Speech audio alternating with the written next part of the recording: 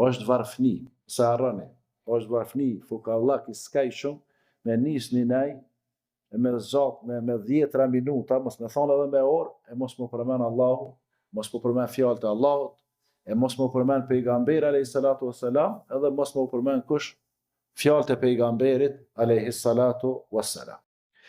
Tjetër, nga etika edukata e besimtarit musliman, e gjatë të folurit, kur të flet me të tjerët, është me i dëgju me vëmendje, që kemi përmend kalumen, mirë po du me thonë diçka tjetër, ato që dëgjojmë prej të tjerëve, me kuptu mirë, edhe mos me interpretu tek të tjerë. Mos me interpretu, pra mos me qu tek të tjerët.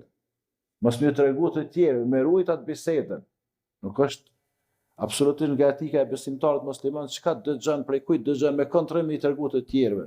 I tregon të dytit, të tretit, të katërtit. Sepse kjo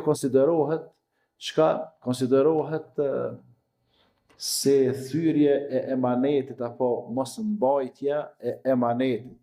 Për ata pejgamberi sallallahu alaihi wasallam ka thënë idha hadatha ar-rajulu bi hadithin thumma iltafata fa hiya amana. Që do të thotë kur të flet besimtari me dikon, e bën një bisedë, thumma iltafat. Iltafat është me uque, me shkue, po sikur me ta lënë ty një lloj amaneti që mos ma përhap bisedën. Pra mos ja u tregoj të tjerëve bisedën. Edhe tash, ky ta kalon një emanet. Tash kjo biseda që e ke bërë me ta është një lloj emaneti që ti do të më ruaj çet emanet.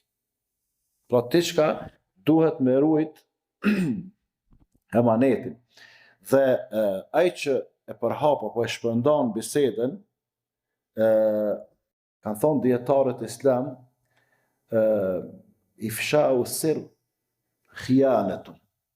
Pra me përhap ato të fshetën që ke bisedu me njërin apo me dikon një grup njerëzish, me shpërnda ato, kjo është tradhti.